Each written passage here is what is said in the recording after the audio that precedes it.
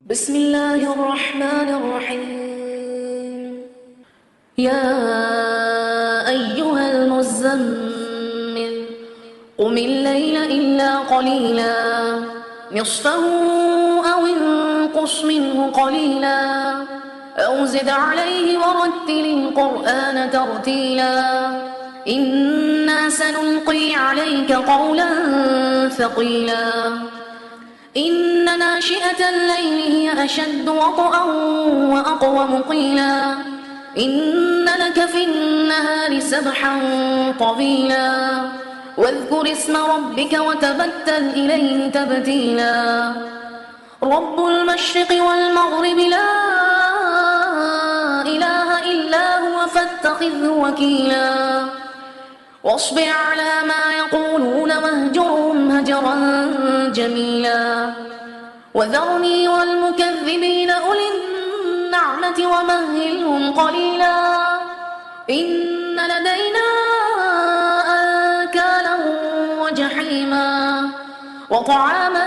ذا غصة وعذابا أليما يوم ترجف الأرض والجبال وكانت الجبال كثيبا مهيلا إنا أرسلنا إليكم رسولا شاهدا عليكم كما أرسلنا إلى فرعون رسولا فعصى فرعون الرسول فأخذناه أخذا وبيلا فكيف تتقون إن كفرتم يوما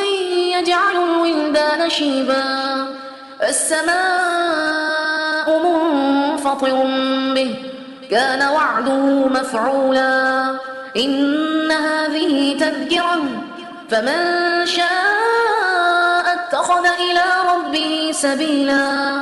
إن ربك يعلم أنك تقوم أدنى من ثلثي الليل ونصفه وثلثه وطائفة من الذين معك والله يقدر الليل والنهار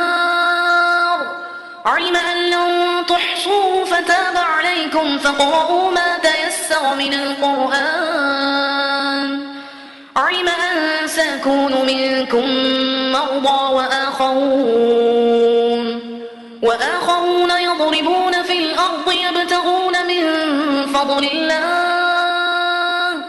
وآخرون يقاتلون في سبيل الله فاقرؤوا ما تيسر منه وأقيموا الصلاة وآتوا الزكاة وأقرضوا الله قرضا حسنا وما تقدموا لأنفسكم من خير تجدوه عند الله هو خيرا وأعظم أجرا واستغفروا الله